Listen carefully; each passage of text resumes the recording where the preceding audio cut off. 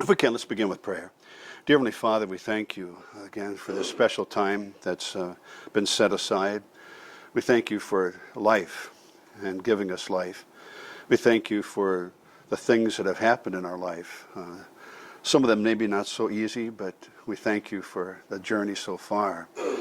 We thank you that at some time in our lives, someone helped us make sense of this life. And in your goodness, then, you brought us to yourself. Be with us now as we study different ways, hear of different ways, that we can be fruitful instruments in your hand to bless the lives of other people, to help them make sense of their story in light of your great story of salvation in Jesus Christ. Amen. Okay, let's take a look at this. Again, a lot of slides. If you want to stop and just talk about it, feel comfortable. Again, the handout's there for you. We'll refer to it in different places. This is my history a little bit. I'm third generation German, okay? Both my grandfathers came over early part of last century. Born in Waterloo, Iowa, lived in Waverly, town of about 8,000 people. Third generation, Bass, Steinbronze, oldest of five, okay? Went to St. Paul back in 77, St. Louis, 82, and then I did STM and DMIS work with Minkowski, Newton, and others there at Fort Wayne. Married Carol. She's in Minneapolis, Minnesota, is where she grew up, my wife. Been blessed with 4 children. Dual parish, first place out. Planted a church in Lincoln. Associate pastor in Indiana, Kendallville. Lived overseas in Botswana and South Africa for 6. Small church inside South Dakota, of all places, when we came back from Africa. Kind of interesting, just south of Mitchell, if you've ever been to South Dakota. Interesting place, though. 168 baptized, 130 in church on Sunday morning. Isn't that remarkable? You still find places like that, okay? 168 baptized and 130 in church. And they always knew where the 38 were that were missing, okay? It was an interesting bunch. The county was 110% church, okay? So they had dual memberships. Like, I mean, I don't know. If you did the statistics, okay? Yeah. Again, I got to be mission exec in New Jersey, and then I was district president even, okay, for a few years. So that was interesting. I just got done 4 months ago, 6 months ago. So I miss it, but really it's nice being retired too, okay? It's a little boring once in a while, but overall it's nice. These are my 4. Okay, this is my oldest, Leah. Johnny's the little guy being born. And the deal was if Johnny is a girl, okay, Leah gets to touch him first. If it's a boy, Joseph gets to touch him. And so Leah's kind of reneging on the deal right there. Okay, she thinks she had to be with the brother. This little guy was 10 pounds, 14 ounces, I think. So if you've ever given birth, it's a big boy, isn't it? So that's Johnny. Here they are about 15 years ago, okay, my 4. So it's fun seeing them. And there we're at the Grand Tetons for a wedding. And so, anyway, it helps me to get centered and see my family. Here's South Africa here, in Wintersdorp, South Africa. Bishop David Swahedi and I trained these men then to be pastors, okay? So that's what we got to do. And so this is a Soweto. You know, if you've ever heard of that part of Johannesburg. I visited this place right here, had a meeting in there. But this is not that long ago, 20 years ago, inside that part of Johannesburg. These are some of the pastors inside the church body there. This guy's the current bishop of the church, Andreas Marahelo. He was probably my closest friend inside that area when we were there those 6 years. This guy's got a PhD, Philip Insamani. He's a Zulu. And so about half these guys are Zulu speakers right here. This half over here was Setswana, was their language, okay? And there we are. This is David Swahedi, the bishop of the church at the time, teaching. And there we are. So it was great. This is just, again, a scene from part of my story. My wife the other day said, Tony, what's the deal? What are we going to be trying to accomplish? And this was probably the central thought. It's from John Stott. He wrote a book, Between Two Worlds. He wrote it for pastors on preaching, Between Two Worlds. But I think the concept is for all of us. Okay, bridge builders. And so as Christians, as disciples, we all live in a long succession of bridge builders. Okay, and what does God want us to do? There's a pagan culture and there's a biblical culture, biblical world, pagan world. And we're the go-between. We're the in-between, okay? Like Luther says, I can't by my own reason or strength believe in Jesus Christ nor come to him. There's a great chasm there. Someone has to communicate a message. Faith comes by hearing, and hearing the word of God, right? Preaching of Christ, Romans 10:17. And so, in order to be effective bridge builders, we have to know Scripture, okay? We have to understand our target culture. They're designed for living. That's kind of a simple way of talking about culture, is a design for living. Probably the best example, I think, is 1 Corinthians 9. Paul talks about it, become all things to all people that can win some, that strategy. So people without a law, I become as one without a law, even though I do have a law, the law of Christ, right? So he's got that in him. But then we get to be the bridges. We're kind of human bridges, if you want to talk about that in that way. And God wants to use us to communicate the message to the hearts, but also to the minds and hearts of people. And so faith comes from what is heard. So that's kind of the key theme, okay, for our time together. So I've just got a couple of pieces that maybe can be helpful, especially with culture learning. This piece right here, okay, and this one a little bit. We kind of close with a book by Walter Brueggemann teaches Old Testament theology, and he's got some ideas on evangelism. Okay, any comments, anything? Okay, good. Okay, what do I do with the clicker? Here we go. Life's all about stories. So this is the theme. Life's all about story. Everybody has a story. It's filled with many conversations. Okay? Everybody lives by a script. This is kind of an interesting concept, I think. How have you been scripted? Okay? Then how have you gone about making sense of your story? Because the way we understand and interpret life depends on our understanding of the story. Okay? So that's kind of the battle. One of my favorite movies, as I shared with a few of you, is Forrest Gump.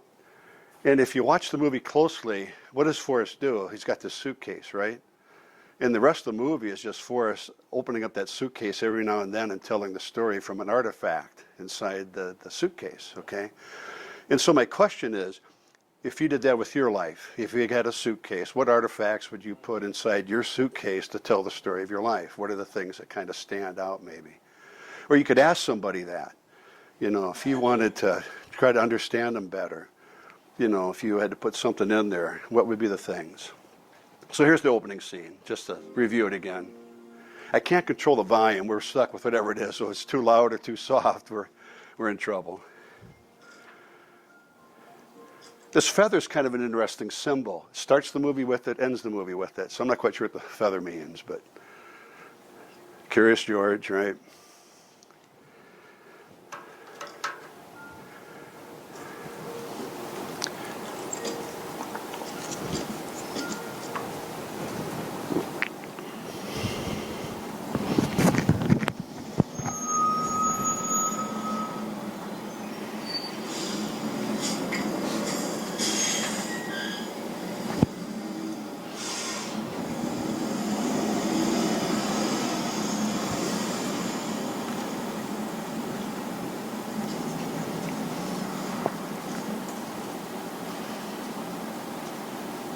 Hello, my name's Forrest Gump.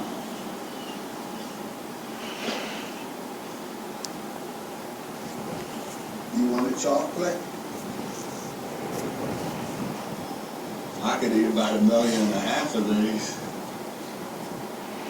My mom always said life was like a box of chocolates. You never know what you're going to get.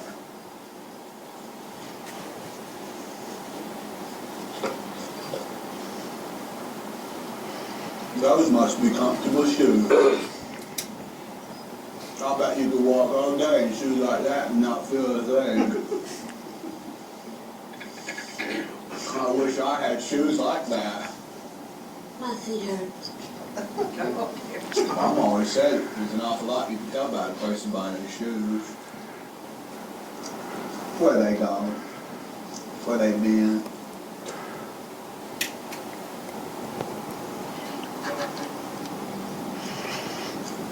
I've worn lots of shoes. I I bet if I think about it real hard, I can remember my first pair of shoes. Mama said they'd take me anywhere. Okay, so the story goes on then, right? So it's interesting, okay? He doesn't give up on the conversation, too. That's what I find about that, right? He tries to keep it going. The other one coming up here, we're going to watch two clips real quick. Mama, what's my destiny? I think that's an important, everyone's kind of looking for this, some significance, some purpose in life, right? Every person does. That's part of their story. And so that's true with Forrest here. Mama, what am I here for? And this is the scene when she's sick, okay? So it's just 2 minutes again. We'll just, another one pretty back to back here. But again, this scene too.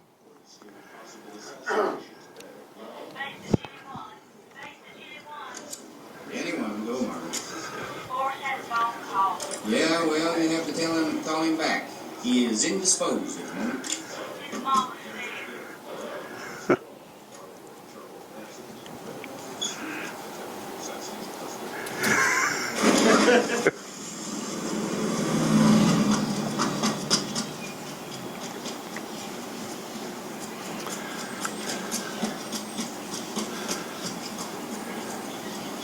Where's Mama?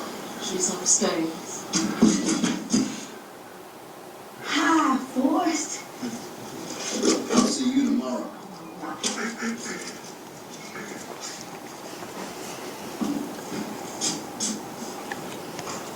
Sure got you straightened out, didn't we, boy?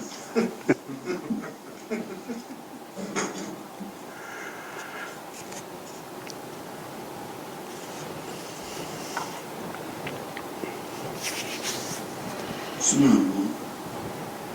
I'm dying, Forrest. Come on in and sit down over here.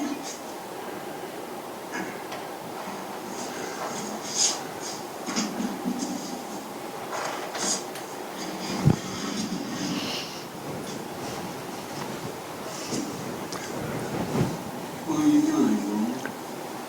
It's my time. It's just my time. Oh, now. Don't you be afraid, sweetheart. Death is just a part of life. Something we're all destined to do.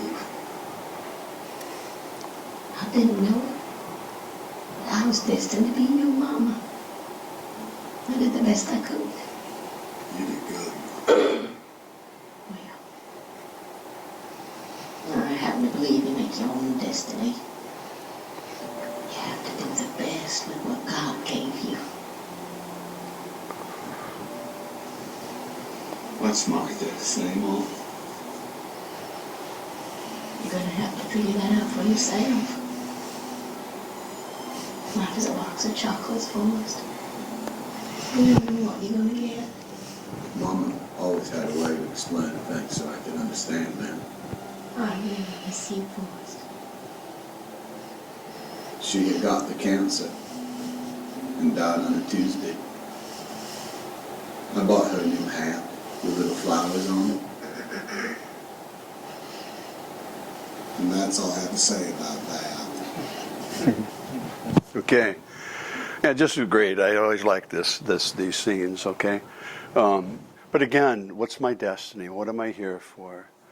And, what do we do with it? Here's this concept. Everyone lives by a script. And this is what I mean by it. So, Benkowski, when he taught a course at the SEM, when I did my doctoral work, he talks about first and second skin. Your first skin's your human nature, okay, and that's where we're all common, okay? We're all human beings, right? We all have a human nature. So what's our first skin? Then the second skin's our culture. We each grew up in cultures, different cultures, okay?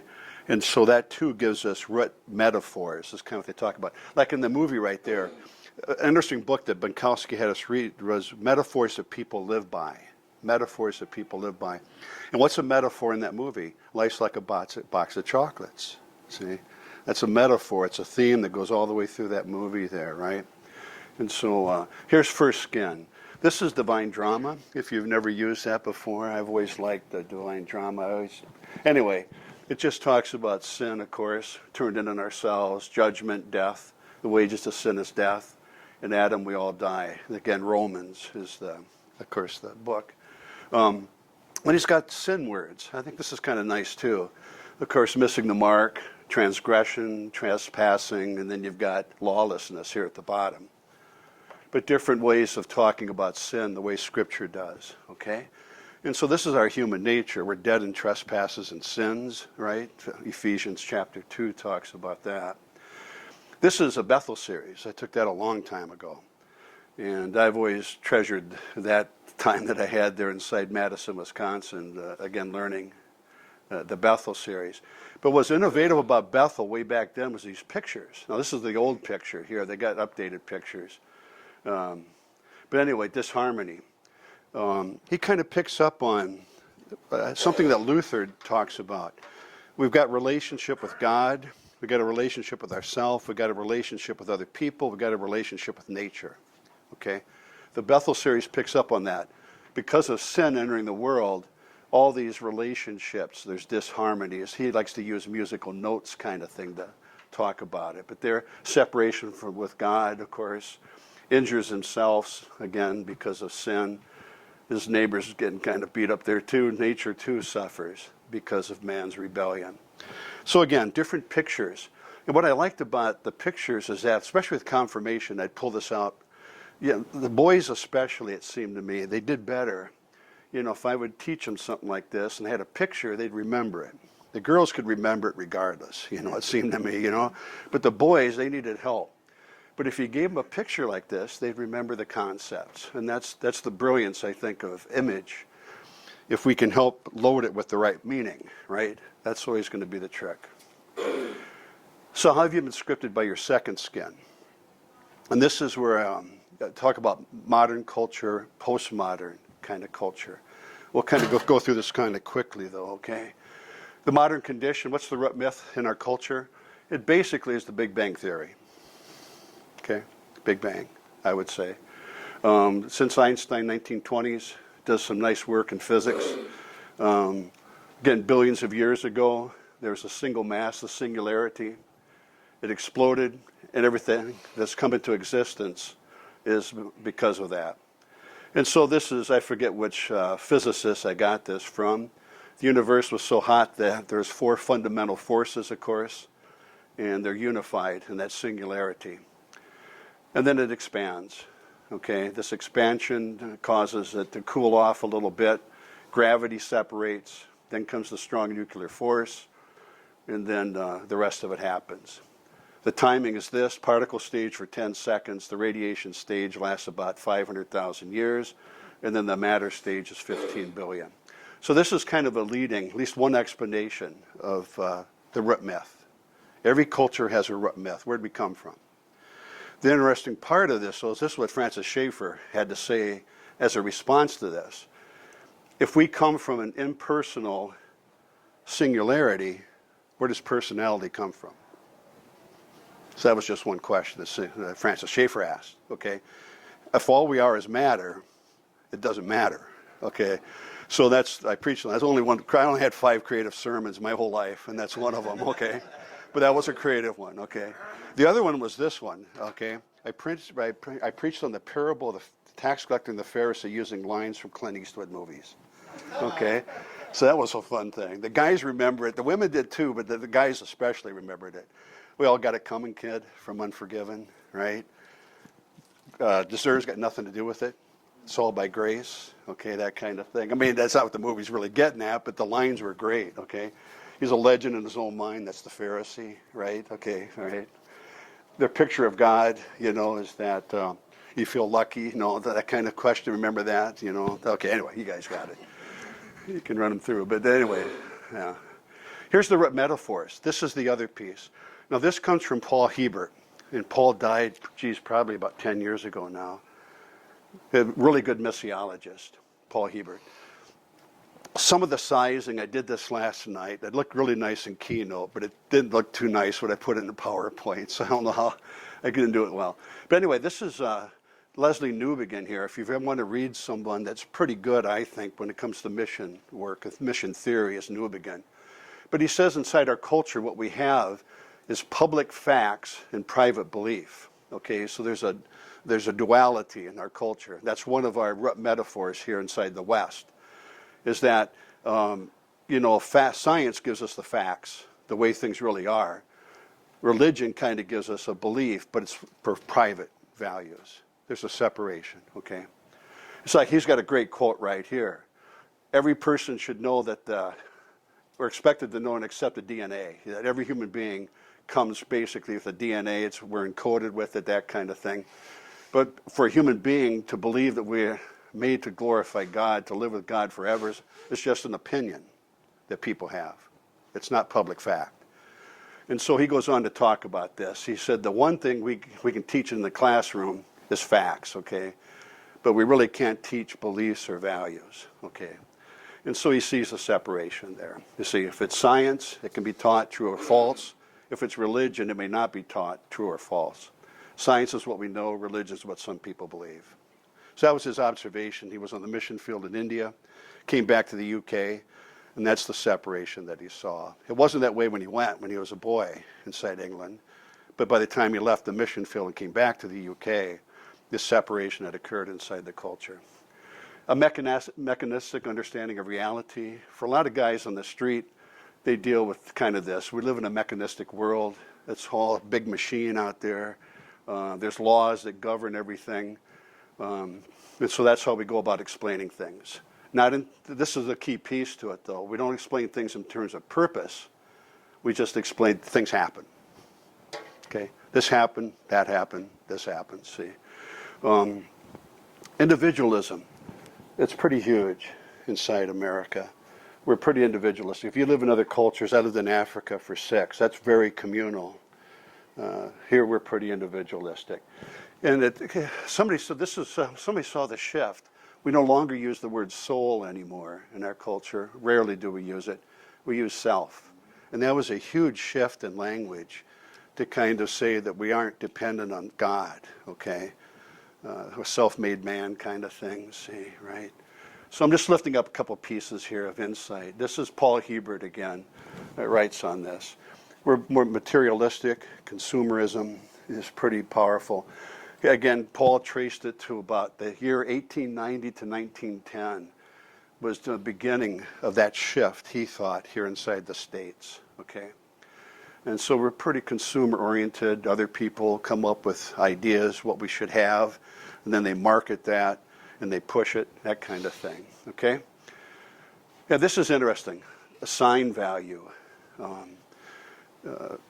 Like I drive a Subaru, okay, Forester, and so that's a sign in a sense, okay? And so we differentiate ourselves by the things we own, and then even like clothing, vacations, the neighborhood, all that, right? So again, he's just lifting up, things we do in our culture. And then the welfare state, he picks up on that piece. The anonymous God, we use the word God, but really it doesn't have a whole lot of content. Okay, and God we trust, that can mean a whole lot of things. So, okay, any comments? That's real quick, okay? I don't want to spend a lot of time on that. That's all. You can ask me for the slides, okay, too, when we're all done. All these PowerPoint, you're welcome to have the PowerPoints. Yeah, sure. How do you spell Hebert? Yeah, it's Hiebert, Paul Hebert. Yeah, he taught at Deerfield, Trinity Deerfield is where Paul taught at, yeah. Wrote a lot of good, but nice guy. Geez, he's a nice guy. Died of cancer, yeah, Paul did. Here's a worldview. What I did write a book, My doctoral dissertation was on worldview. That's what I wrote it on. And so these are just some of the concepts right here. This is huge, I think, as worldview. And so that can get people talking about their story. I've got some worldview questions here, but I got about 3 pages of them. I had a whole bunch of handouts I wanted to upload, and I couldn't figure out the technology. See, I'm not very good. Okay, anyway. Okay, ultimate reality. And this is some ways that people have looked at things. God, ultimate reality. God is a product of our imagination. Feuerbach. He wrote The Essence of Christianity about 1840. And he just said, really what God is just Tony on steroids, okay? What's the highest view that Tony has of what God can be? That's God, see? And so that's kind of, God's an imaginary being. Freud, God is dead. We're going to look at Nietzsche a little bit later. Okay, I got some slides on Nietzsche. John Paul Sartre, God's a ridiculous answer to why man exists. This is an interesting story if the author got it right. He grew up Roman Catholic.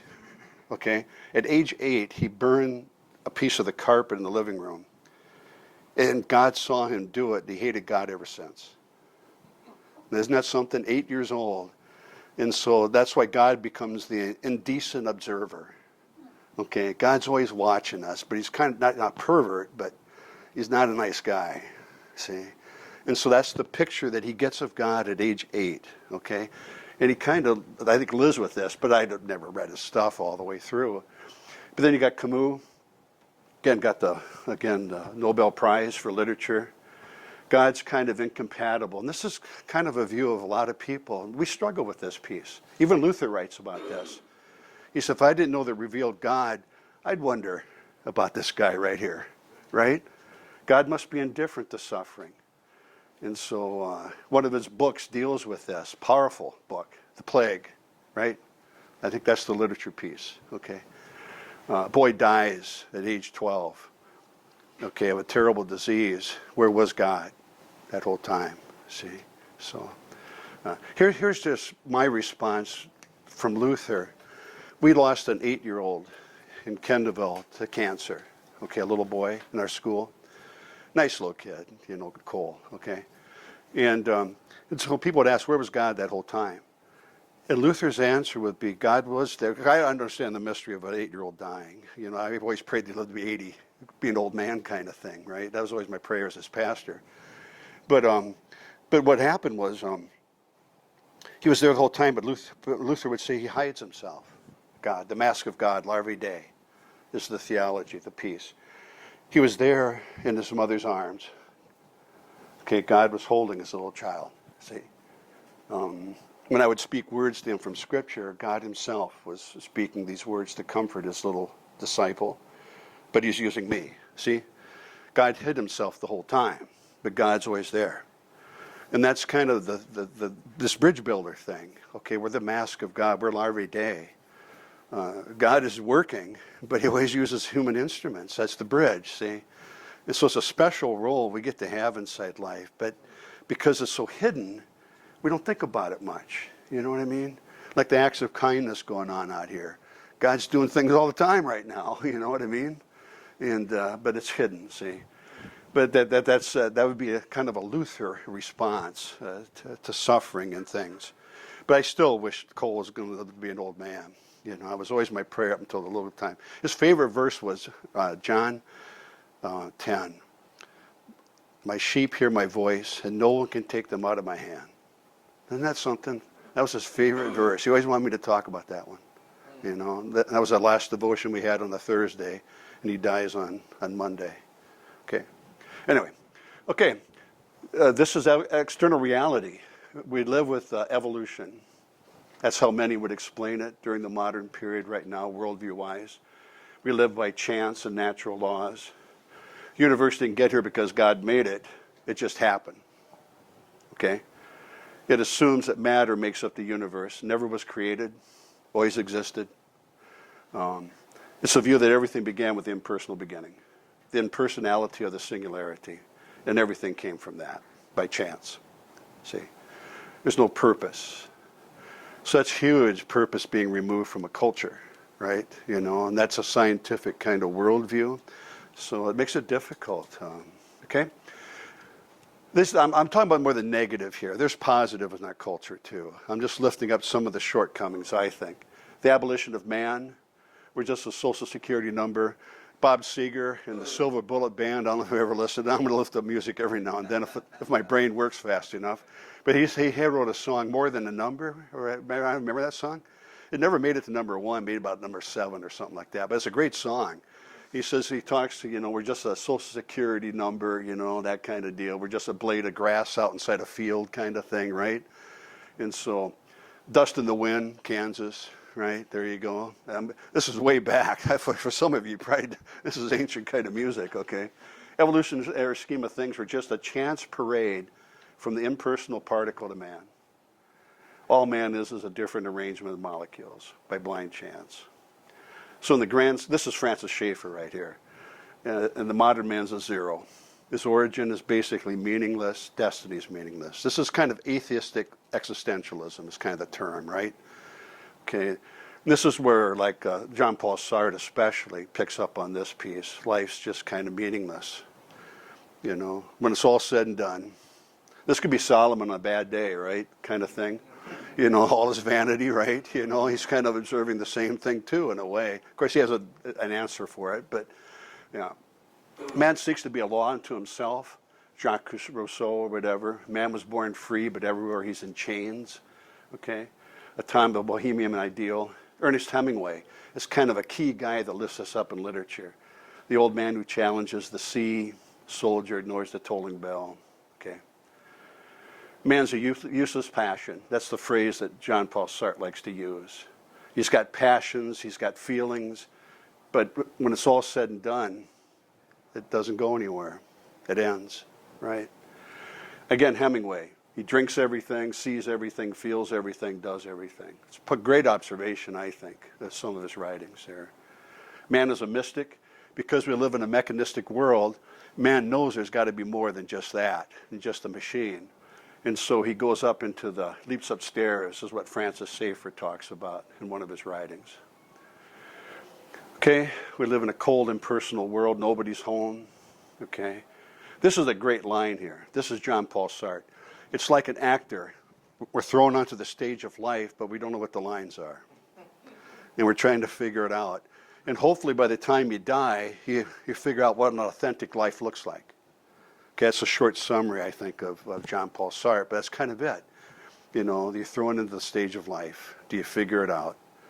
And but really, ultimately, for a lot of people, he says it's just absurd, this human existence. Death happens, and anyway. So this is really kind of negative, isn't it? One of the best movies, I think, to depict this is the movie, they shoot horses, don't they? Okay, you ever watch that one? That goes way back, Jane Fonda. Yeah. But if you ever watch that one, those are, I got the clips on the computer. But there's about 3 or 4 that are powerful there inside that movie. And that just shows, again, how hard life can be for some people. Life's, it's all rigged. It's like central casting. It's all rigged before you ever show up. So that's that determinism, right? Mechanistic kind of way of looking at things, okay? Okay, man lives in a culture of diversion, lives in a secular city. This is Harvey Cox, way back. Pragmatism. Well, a lot of people, does it work? Okay, that's how you look at things. Profane man doesn't really think about religious things too much. He just looks at the earth. How can we make things work? Man lives outside of himself. We look to others for signals, how to live, how to think.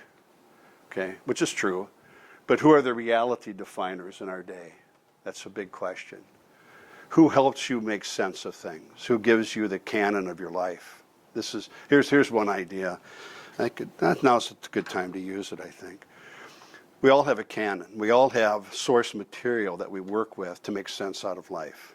Like for Bubba, who was it? I mean, for Forrest, it was his mother, in a way, right? Mom, okay? Help me make sense of things. And so everybody has some source material. As Christians, we say that we norm our theology and life by what? Scripture, right? 66 books in the Bible. So that becomes our canon to help us make sense of life. But what's your canon? You know, who are the prophets? Major prophets, minor prophets? Okay, what prophetic, apostolic material do you work with to help you make sense out of life? See, we all have a canon. Everybody's got a canon.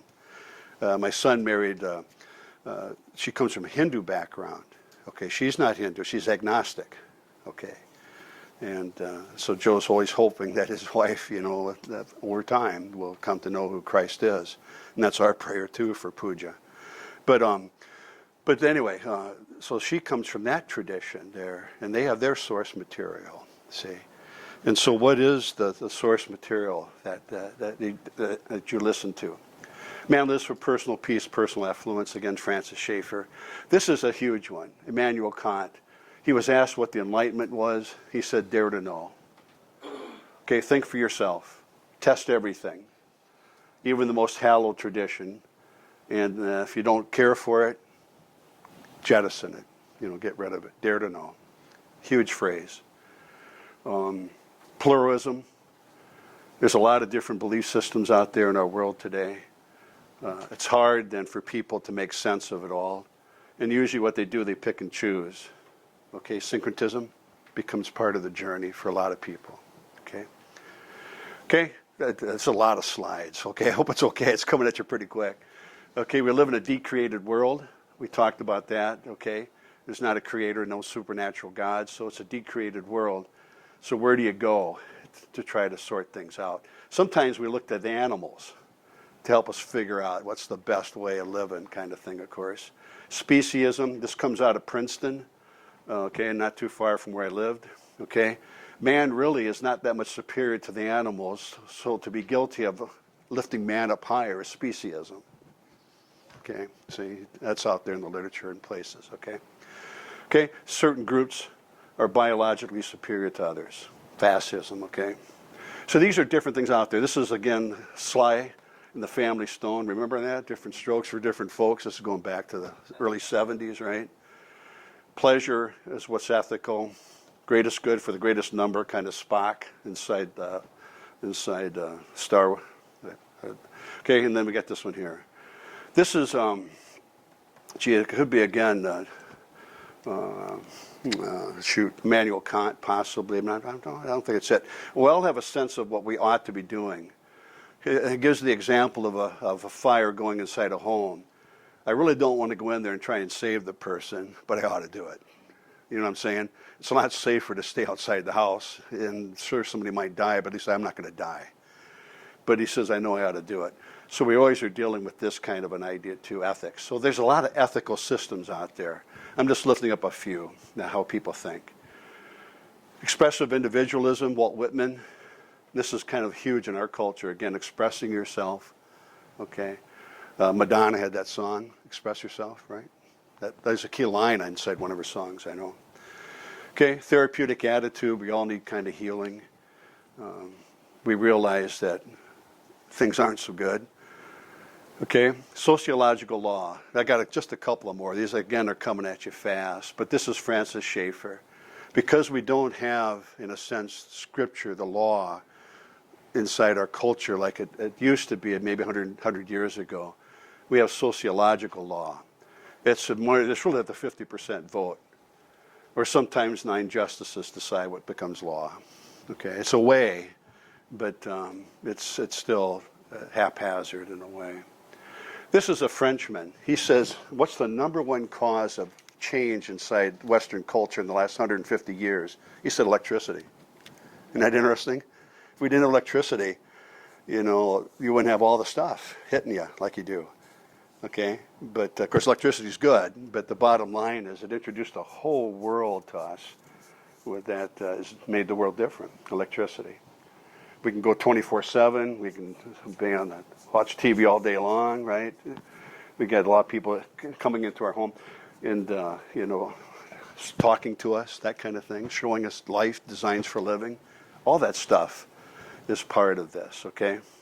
So if you watch TV for any length of time, you're going to see these 3 things. Moral relativism, subjective experience, denial of any kind of objective truth. Those are kind of common themes, okay? Okay, this is the last one. This is pretty long on culture that I'm talking about. But we deal with 3 pieces. Secularization, more and more areas of life have been removed from the influence of Christian faith. Privatization, Christianity should be private. Okay, it's okay to do it in your church building, your home, but don't take it out into the world. Pluralization just talks about all the different belief systems that are out there. See, many of them, okay? Well, we better stop, okay? I'll get you through there, okay? Any reaction to that part, okay? Any comment at all? Yeah, sure. Sometimes it's the implications that need to be worked out. So, for example, on the electricity business, I was struck a number of years ago by, it was a geography text, and the author stated that up until about 1900, most work in the world was done by muscle power, whether human muscle power, animal muscle power. Yep. After 1900, the work is being done by electrical or mechanical means. Yep. And he didn't draw the conclusion, but I realized that's when you have the big push for the equality of men and women. Yeah. Because men have the superior muscle power, but after 1900, pushing a button or thinking things through, Sure. women are equal or superior in those skills. Yeah. And that accounts for the big shift there. And of course, it also highlights the anachronism of a lot of feminists writing about anything before 1900 because they project current conditions back on the history To that piece. And shows the worthlessness of their scholarship. Okay. Yeah. Yeah, it's an interesting observation there, I think. What happens to culture? What are the implications, the consequences of these things being introduced? And that would be a big one, I think, is, again, depending on labor. What did it do to labor, the gender kind of relationships, those things? Some would say we've left the modern world behind. We've entered a postmodern. And what I'm going to lift up next comes from Best and Kellner. They're two professors, University of Texas. It's really a good book. The Postmodern Turn is kind of the book. Then they got another book, too, that deals with postmodern. It's really good. These guys, I think, have really identified they've done a nice job with it. But again, there's a lot of stuff on the postmodern condition right now. But there is no transcendent vantage point to build a life. There's no grand meta-narrative. All we have is mini-narratives. And they're kind of parochial in nature and scope. The modern subject was a humanist fiction, okay? There were certain regimes of power during modernity that kind of forced us to think in certain ways. And religion was just a tool kind of those regimes of power to control the lifestyle and the thinking of people. Okay, this is kind of modernity and post-modernity. Truth is limited to the community in which you participate. Okay? So like here at Christ Lutheran, you've got your truth.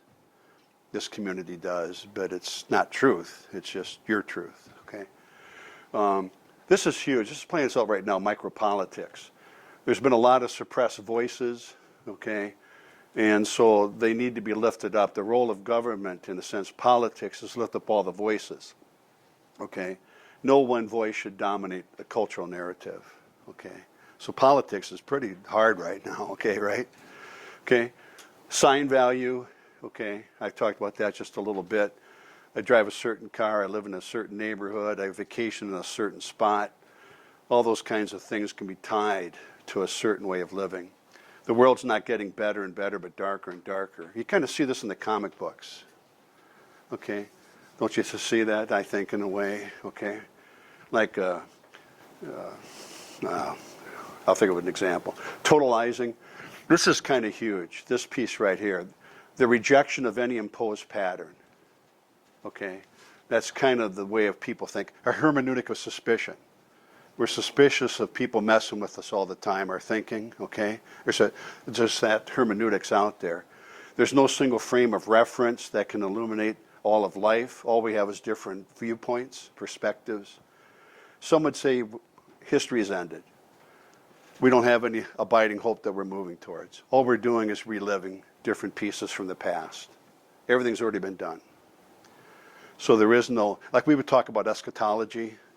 As Christians, you know, there's a hope. There's a place we're going to. We know it's certain. People don't have that, see. And so it's kind of it's got to be a sad journey, I think, for those people, see. I'm not afraid to die. My mom was the first evangelist in my life because we lost a neighbor down the street and they went to the viewing that night. And we had a babysitter, so I asked Mom and Dad why we have a babysitter. And Mom says, well, our neighbor 3 houses down died. We went to be with the family, remember his life, comfort them, that kind of thing. And then she goes, you know, children, one day we're going to die. And I'm like 5 years old, 6 years old, and I'm going, geez, it's kind of heavy stuff, Mom, you know, right before bedtime. But anyway, Mom says, you know, kids, we're going to die. And so I start crying. And Kevin starts crying. Rebecca starts crying, and Jenny crying. There's 5 of us all together. Reuben's only 4 months old, but he starts crying too because the rest of us are all crying because we just heard the saddest news we ever heard in our whole life, you know. And then we knew Mom didn't lie, though. Okay, and so, but then she said, "But you don't have to be sad for very long because of what Jesus did." Okay. So that was nice of Mom. She made the shift, and she helped us understand. We heard that in Sunday school, too, I'm sure. But it even had more power, I think, because Mom said it. You know what I mean? Teachers are important, but Mom said it. And so she's one of those. But anyway, that's just kind of it. So anyway, these are key themes right now. We're wrestling with these. The reason I lift this up is really there's metaphors out there, and people are living by those. Culture has messed with them, okay? We all are. Yeah, like Schaefer says, it's hard to walk through the mud and not get dirty. That was his phrase, okay? Culture is always influencing us. And so how do we test the spirits? That's coming up. That's an important verse, 1 John chapter 4. Here's worldview, real quick. Geez, I guess I do have too many slides for us this morning. We go till maybe 10, but we'll see how it goes, okay, for you. Worldview understanding, okay? This is a pastoral concern. This is what caused me to write my dissertation on worldview. I was wondering what's in the heart and the minds of my people, especially as they were dying. Okay? How do they look at God? What do they think God's like? Okay? And so we're always influenced by culture. What's the world spirit around us? That's Francis Schaeffer talking there. The world spirit around us is always causing us to try to leave the faith. Human beings have always turned to some source to figure out life. Usually it was been religion. That's why some would say this is kind of a unique experiment that the West is engaged in right now, rejecting God like we are so strongly, okay? We've never really gone there before, okay, too much. Why things are the way they are, we turn to religion, how things should be, and how things should be done, okay? Pluralism, we talked about that. A lot of different worldviews out there right now, okay? So really nobody gets to have the dominant voice inside culture today. Here's what Gene Bunkowski, if you ever had met Gene died a few years back now, Gene. But this is the onion diagram that he came up with. He said, if you want to study a person's life, what do they collect? Artifacts. What are their behaviors? What do they do? Okay, feelings, what's enjoyable to them. What's their values, what's good, beliefs, what's true, worldview is what's real. Okay, what's real, okay? So this is his onion diagram. It's really a nice piece of work that Gene did. And so this can be helpful to you. What do people collect when you walk into their home? What's the artifacts, right? You know, all those things. Robert Redfield kind of came up with the definition of worldview. There's others, but I like his best. There's this Tony inside of this body, okay, a self. When I look out at everything, that's non-self, and that's worldview. Okay? So I'm trying to make sense out of everything that's not in me, kind of thing, right? And so that's the non-self. So every person is doing this all the time. Well, we all have a worldview. You know, we're trying to understand reality, what happens out there, both visible and invisible kinds of things.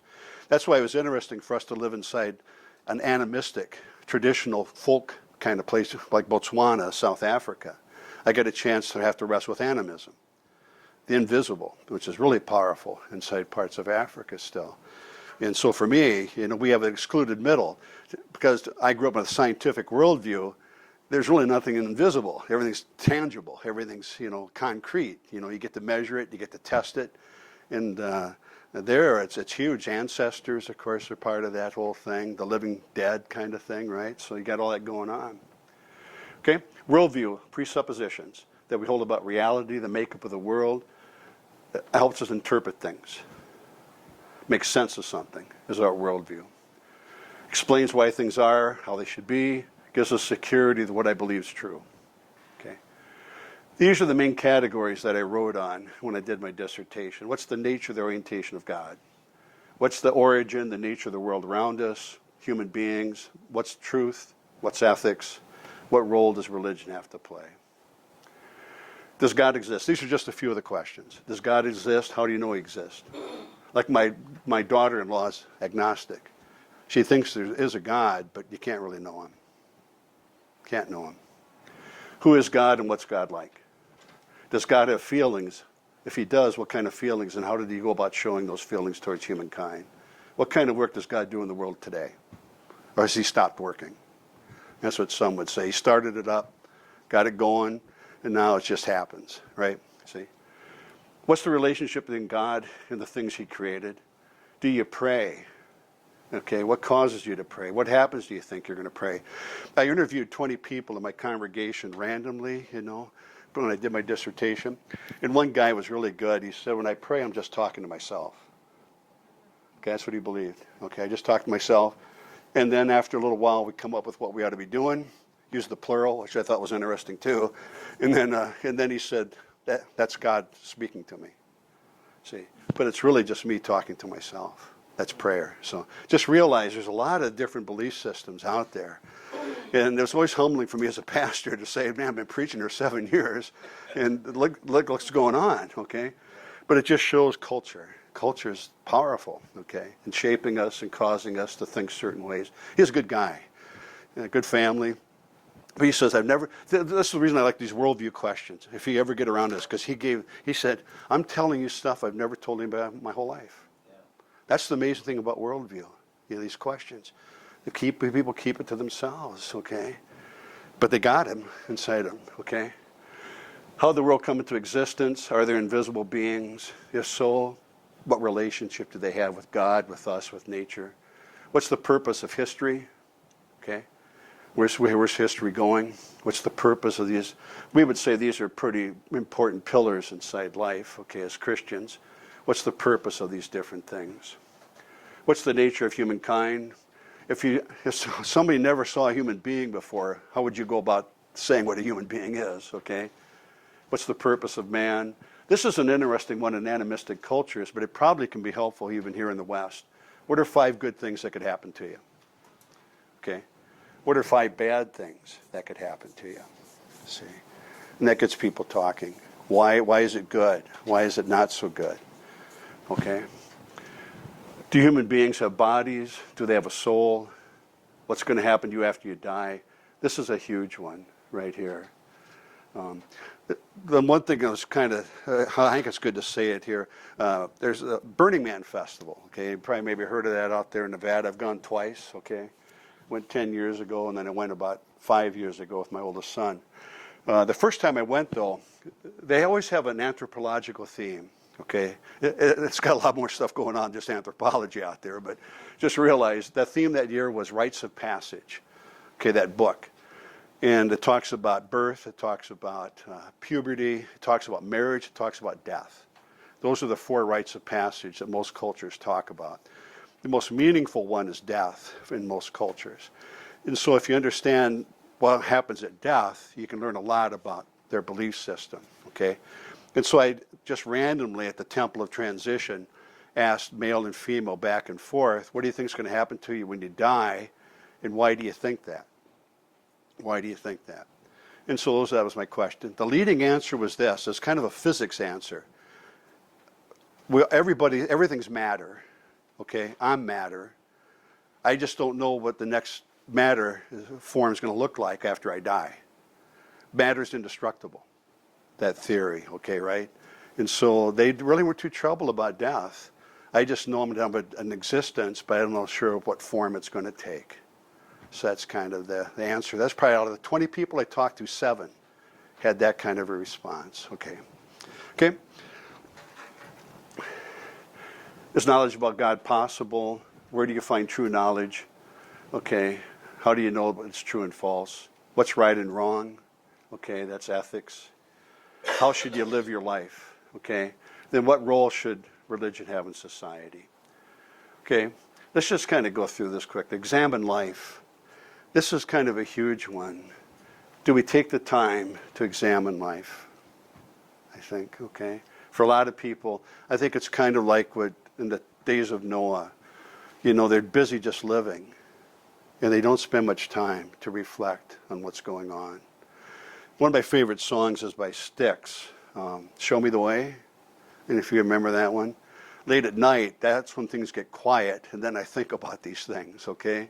But most of the time, I really don't, okay? But they examine life. Everybody has a philosophy, though we're not philosophers in a sense, okay? So that's where this all gets to. Canon. What's the source material that helps you make sense of life? So test the spirits. Many false prophets have gone out into the world. Okay. So who are the major and minor prophets active in the world today? The inhabitants of the earth. They have a different gospel, which is no gospel at all, Paul would say in Galatians chapter 1. Luther uses the word false lights. Okay. A lot of false lights in the world. So how do you know who's the true light, right? And so, again, that's it. And then, of course, these are the major non-Trinitarian belief systems out there. Buddhism, Confucianism, Hinduism, Islam, Judaism. Again, I've got a handout for this, but I didn't run it off. But again, if you want these things, I can always just send them to you in a PDF file. It's like 2 pages long, just a short summary, worldview summary of these different world religions right here. Okay? Here's Nietzsche, okay? Now we'll spend about 10 minutes looking at Friedrich, okay? You know his story at all? Dad was a Lutheran pastor. Okay, he's 8 years old, I think, when his dad dies. Probably a Christian until he goes to university. Then becomes, I think, the leading atheist of the 19th century, becomes Friedrich Nietzsche. Yeah, I just read one volume by him, by Kaufman at Princeton. He's got the selective writings of Friedrich Nietzsche.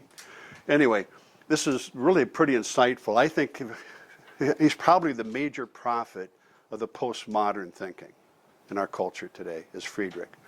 And this is kind of the source that I think. See if I'm right, and just think about it as I go through this material right here. Revitalization is a key concept in anthropology. Anthony Wallace wrote it, University of Minnesota, back in 1956 is when Anthony writes this thing, okay? He talks about revitalization. All cultures are doing this. Religions kind of do this. It's a deliberate, organized effort by members of a society to construct a more satisfying way of living. That's what revitalization is. Usually it's centered in a sacred message. He studies the Iroquois Indian. This is where he bases his dissertation on, okay? It's enunciated by a prophet or a leader, significant leader within the tribe. What's wrong? What should it be like? How are we going to get there? Pretty basic stuff, right? It's used a lot in business, right? Okay, kind of thing, right? What's wrong? Okay. But this is the source material, the canon. Thus spake Zarathustra. The prophet becomes Nietzsche. What's wrong with culture? The modern condition, Christianity. What's the answer? Postmodern. How are we going to get there? This is Francis Schaeffer here. He talks about how culture gets affected. The intellectuals come up with the idea. It's given to the educated in a culture, and then the masses get it from the educated. Okay, it's a simple way, but it's probably pretty insightful. Intellectuals, educated, masses. This is another way. If you want to study culture, he said these are the 4 best places to go. Read philosophy, but it's not easy to read philosophy. Most people don't do it. So he said, look to art. The artist is depicting where culture is and where culture is moving. Okay? And again, art history. If you get into that can help you. But I think literature and the movies are ways, too, that we can study culture. And what are some of the themes that are out there? So that's Francis Schaeffer right there. But this is Nietzsche right here. In the ancient world, man was allowed to soar. They were creators. But then Christianity came into the world and lied reward and punishment. Okay? And that there's a good and evil. There's a code for everybody. Okay? Because of that, we become inverse cripples. We're less than who we really are. Okay? That's kind of his thought. So wherever he traveled, Zarathustra, all he saw was people becoming smaller and smaller, being domesticated. They're being tamed by the culture. Okay? They have lower gates. You got to stoop down in order to get through, okay? You should be able to stand up tall and walk. And so he longed for a new homeland, okay? All ordered societies put passions to sleep. Remember useless passion, that idea of John Paul Sartre, okay? Churches falsify the light. They're filled with musty air.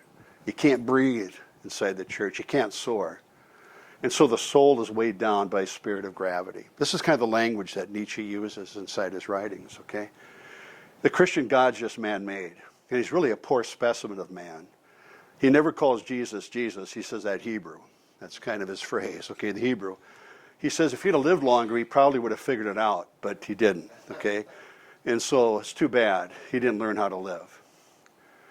And so you need a prophetic dream. What should be man's goal? And that's what he comes up with, this wild wisdom. The Uberman, right? The overman. We have to become greater than this inverse cripple. And so how do you do that? Okay? We'll go on there. He has to live in his own light, his own freedom, breathe his own air, live without shame. Huge phrase for Friedrich Nietzsche, live without shame. Okay, the Madman. You know, we don't have time to read it. It's one page. I think it's probably the most powerful one page of literature in the last 200 years is the Madman with Nietzsche. He talks about the death of God and how we killed him. Okay, so interesting. The concept of sin must be removed from the world. We need to have social deviants talk about a different way of living. They help break us out of our imposed patterns. Okay? We need to live dangerously. We need to become more than a camel spirit. We need to become a creative child. Okay? So that's kind of it there. Because of Christianity, humankind's forced to live with an old illusion. There is good and evil, there's purpose, but we live with a burden. But there really is no burden that we should live with, okay? Go on a little bit. This is how it happens here, the camel spirit, okay? That's what all religious people are like. They have these laws, this great burden that they feel they have to carry, okay, all the time. Instead, you have to say, I will. Not his will, but my will. What does that will look like? You need a lion will in order to destroy the tablets. So that's the imposed kind of receiving, like the 10 Commandments, the 2 tablets. You need to destroy those words, okay? Those tablets, move on. And the only one that can come up with the new values is not the lion. You need to be a creative child. You need to come up with your own words, your own passions, your own will, and that becomes your truth, your good and evil, okay? Real simple way of going, quick way of going through Nietzsche here, but that's kind of what he talks about, yeah.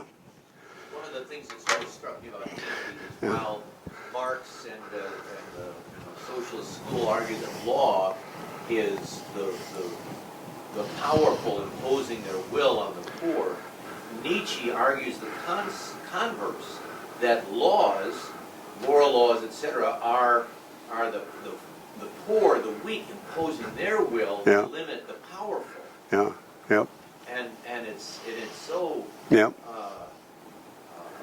interesting to look at from that other perspective and That's realize right. that the socialists don't have the only explanation for reality. Right. Yep. What God's given us, I think, are just 2 kinds of wisdom as Christians that are special for our time. Again, it goes back to that old verse of 2 Timothy. Continue what you've learned. And again, he gives us a soteriological, a saving wisdom about the story through Jesus Christ. And then John, of course, at the end of his gospel writes this, these things have been written